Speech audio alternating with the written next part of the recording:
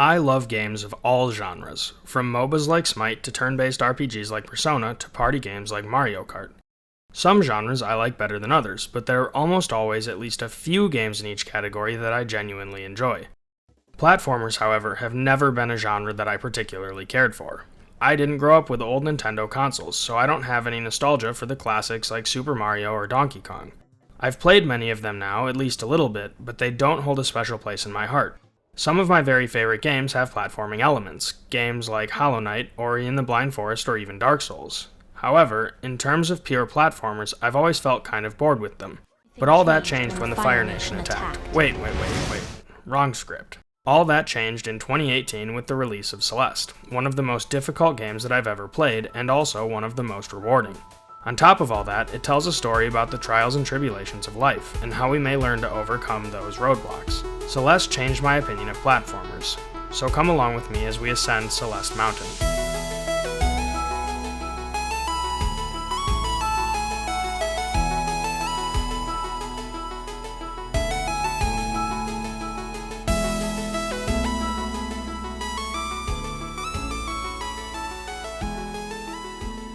Celeste is a game about climbing a mountain. We clamber up the mountain, one movement at a time to the very top, hurdling spikes, leaping dangerous gaps, and dodging hazards along the way. We start at the bottom just like any other climb, only instead of ropes, crampons, and pulleys, our ascent is achieved through three very basic maneuvers: jumping, grabbing, and dashing.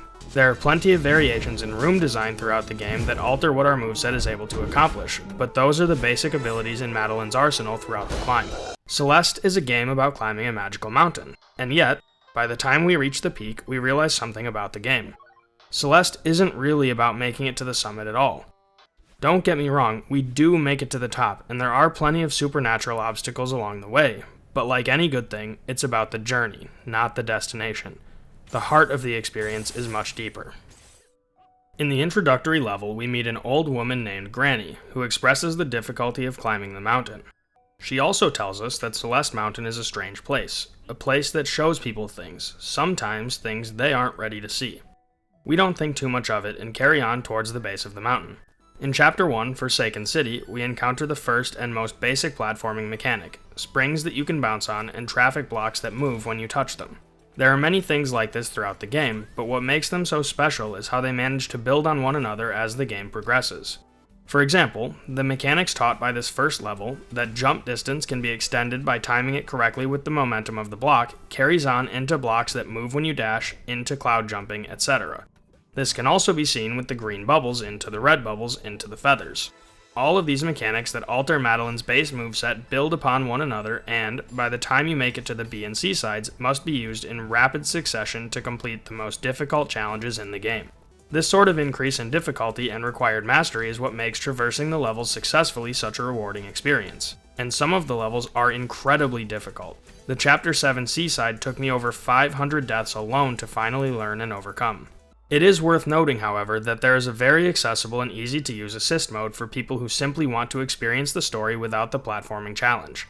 It allows players to have infinite dashes, invincibility, infinite stamina, slow down the game speed, or any combination of the above. Without getting into the controversial issue of video game difficulty and my opinion on the matter, these are great options that the devs included for players who are more interested in the great story than they are in the rewarding platforming challenges, though I do think that some of the nuances of the game's narrative are lost with the easier difficulty. Anyway, we move through the first few rooms with very few complications, grabbing some strawberries along the way which function as optional challenge collectibles.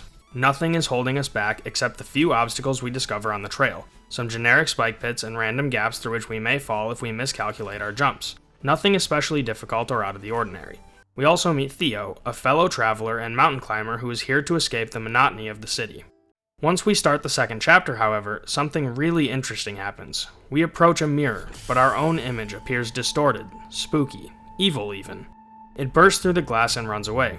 This also opens up the gimmick of this level, starry blocks that extend your dash in the direction you choose. However, if you mess up the angle, you may dash into the wall and be reset to the start. We proceed through the level until finally being confronted by the spirit of ourself. It explains that it's simply a concerned observer, a part of me, who says we shouldn't be here climbing this mountain, that we are out of our element and need to return home.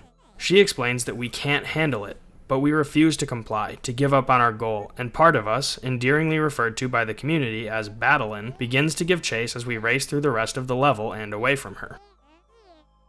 This is where video games get to do something interesting that no other storytelling medium is capable of. Battlein is the embodiment of Madeline's anxiety surrounding the climb.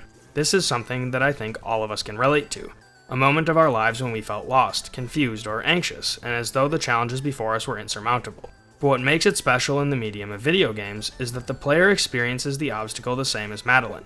Books and movies can explain and show what anxiety may feel like to try and overcome, but video games are able to make you experience what that struggle is like. The platforming challenges in these sections wouldn't be overly difficult under normal conditions, but Madeline's anxiety is making the task at hand harder than it needs to be. I have experienced a lot of anxiety in the last year or so, and having Battlein chase us through the level forces the player to confront how anxiety can make simple tasks more difficult. We go through chapters 3, 4, and 5 with some difficulty, but nothing related directly to Battlein. Chapter 3 takes place in a resort, haunted by the owner, and Chapter 4 is on a golden ridge where clouds and wind hinder your movement. In Chapter 5, some of the monsters chase us around the temple as we try to rescue Theo from the crystal that he's trapped in. The next time we really see Battlein have a negative impact on Madeline is following a quiet moment of dialogue with Theo. Upon lying down to rest for a while, Madeline describes that the only way to deal with Battlein is to set her free, to let her go, that she is everything we must leave behind. This enrages Battlein, who then starts screaming at us. We try to calm down using the feather technique that Theo taught us earlier, but find ourselves too overwhelmed and are thrown down the side of the mountain and into a colorful waterfall-filled forest. Here we speak with Granny again, and express that no matter how hard we try, Battlein sabotages us at every step. Granny urges us to speak with her, to find out why she's so scared, that we haven't got anything to lose by doing so. This is a cool moment in the story because it's the first time that we think of Battlein as actually part of us, like she's named, rather than as an antagonist to the climb. Granny goes on to further explain that Celeste Mountain is a place of healing, and that the first step, while never easy, is confronting the problem. So we do just that, and head off in search of part of us. Finally, we make it to her and apologize for thinking that we should simply abandon her, but she isn't ready to forgive us. She runs away, deeper into the mountain as we pursue. She doesn't make approaching her easy, shooting lasers at us along the way, but eventually we triumph and reach her. Following Granny's advice, we offer a helping hand and ask her to help us climb out of this pit and back towards the summit, to finish what we came here to do, and this time to try and achieve it together. This is where the game does something really special, something similar to what I spoke of before, something that other mediums can't pull off in the same way. Similarly to how the game is able to make Madeline's struggle with anxiety be felt by the player, it is also able to make the player feel the benefit of finally coming to terms with that part of us. After making amends, we not only are no longer being actively impeded by her, but are actually given a massive buff to our movement abilities. We are now awarded 2 dashes in the air instead of the 1 that we've been limited to for the entire game. In this way, the game makes a great statement about mental health in general. Those parts of us that seem to cause so much agony are usually just overactive attempts to keep us safe from harm, especially in the case of anxiety. However, the solution isn't to abandon that part of us, but to learn how to moderate and understand it. After finally speaking with Battlein about her anxiety, Madeline heads into Chapter 7, the Summit, and starts the ascent to the top of Celeste Mountain with her newfound Double Dash ability. The Summit is one of the coolest chapters in the game. In it, we move through smaller, more challenging sections of each of the previous 6 chapters. Obviously, the challenges can be built more interestingly now because the player is able to dash twice. But another cool aspect of having integrated part of us back into Madeline's spirit is that she also begins appearing at the end of each section and launches us towards the summit and into the following level. Each of these little intermissions are also filled with sweet little moments where Madeline and Battlein finally start to see one another as important parts of one whole rather than as distinct and separate entities. And moreover, when they work together, they are much stronger.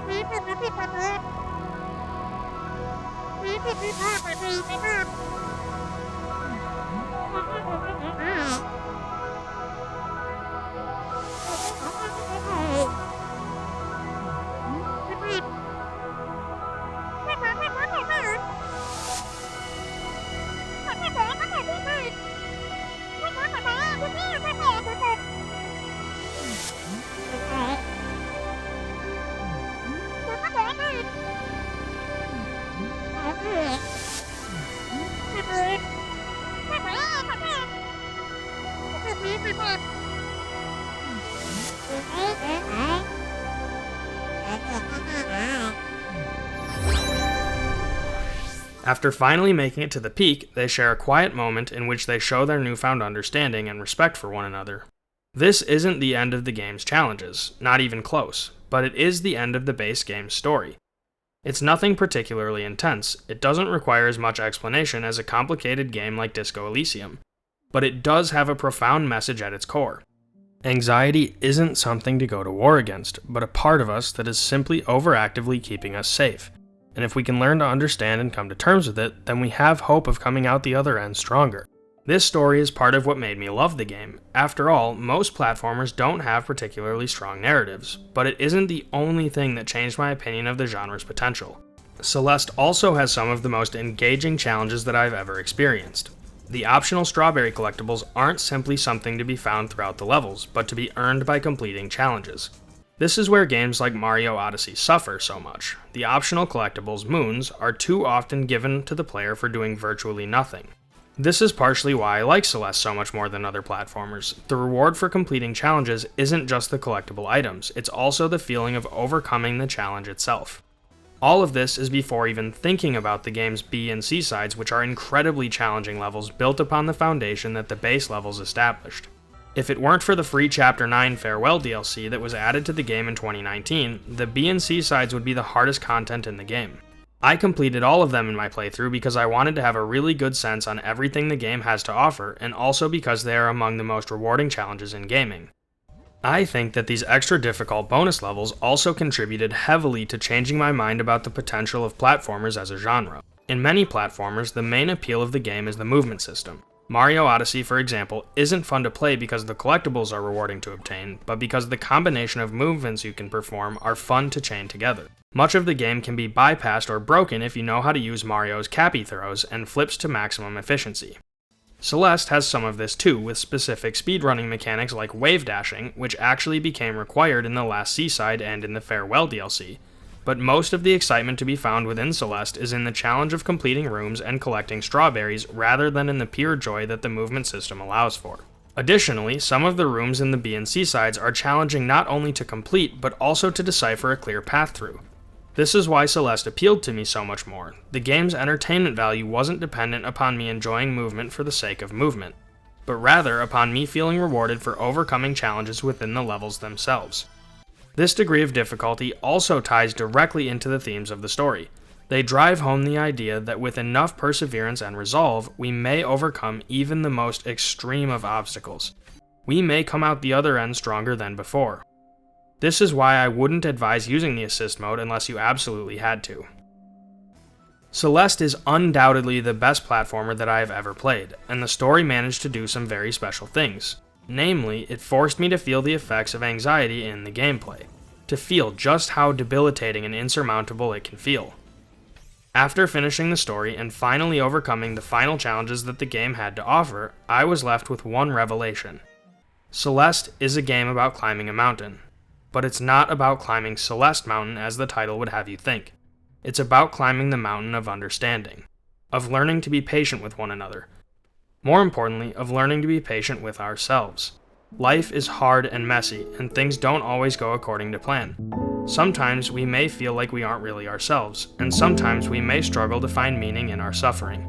But eventually, if we continue striding forward, we will come to a better place, a place of understanding and acceptance.